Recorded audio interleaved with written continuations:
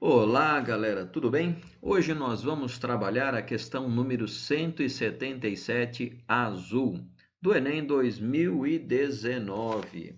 Antes de eu prosseguir com a explicação, gostaria de convidá-lo, inscreva-se no canal, deixe aqui embaixo os seus comentários. Caso goste da aula, deixe também o seu like, compartilhe essa aula com os seus amigos que você sabe que estão estudando matemática. E não deixe de acionar o sininho aqui embaixo para que você possa receber notificações de novas aulas. Tudo isso para que possamos fortalecer o nosso canal.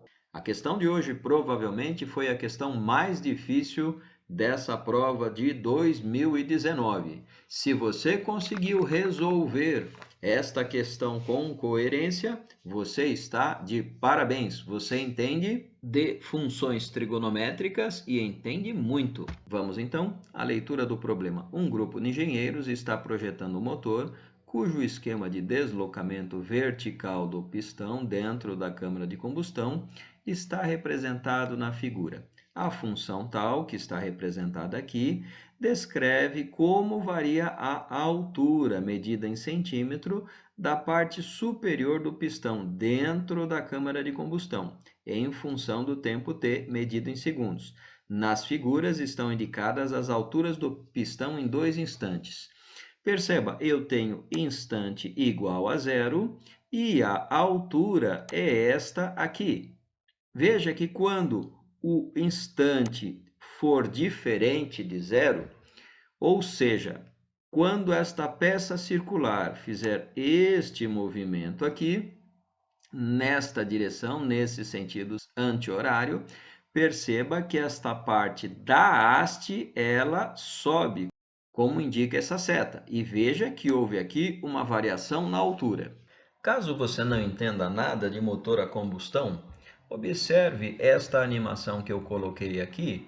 Veja que o pistão ele sobe e desce e essa é a variação da altura do problema. Continuemos então com a nossa leitura.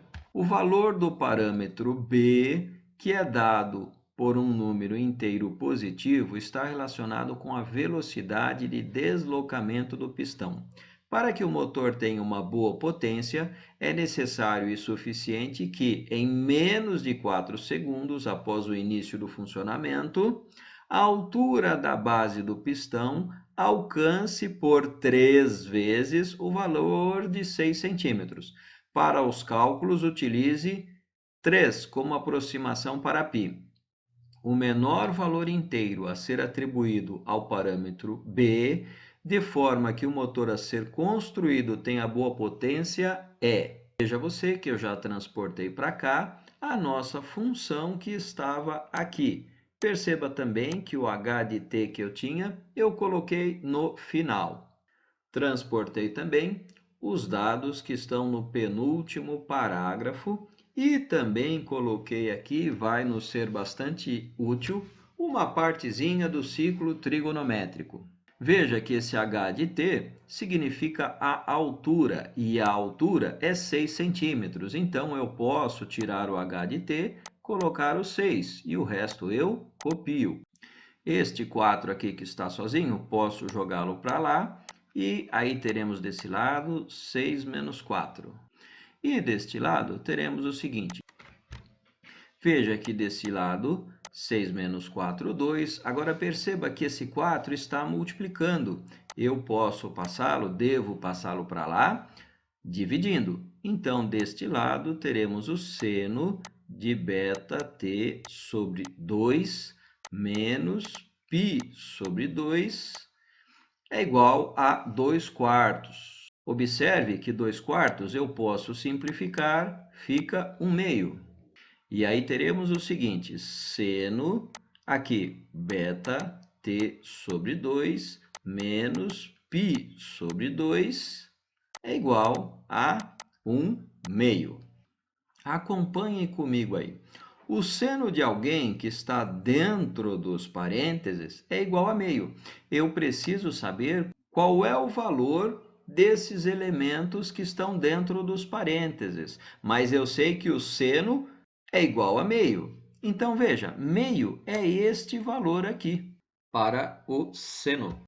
Lembrando que aqui é 0, aqui é 1, portanto, aqui é meio. Eu preciso encontrar os valores em π radianos que eu possa colocar aqui no meio de tal forma que dê 1 meio. Então, veja, eu poderia colocar π sobre 6, porque o seno de π sobre 6 é meio.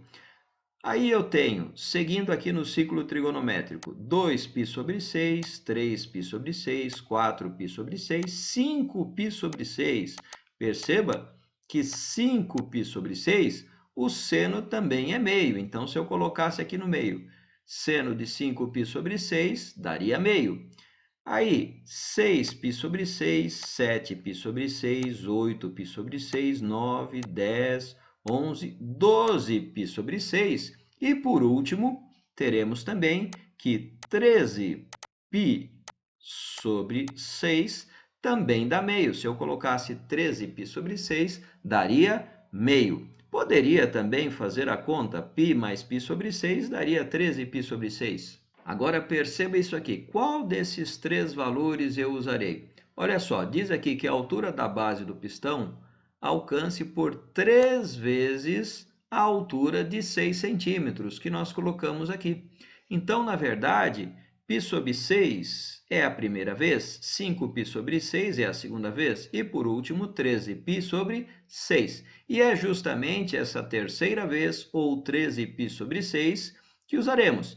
Então, perceba o seguinte, beta vezes t dividido por 2 menos o π sobre 2 vai ser igual a 13π sobre 6. Veja que eu posso substituir esse π pelo 3 conforme o nosso problema solicita. Então, vamos lá.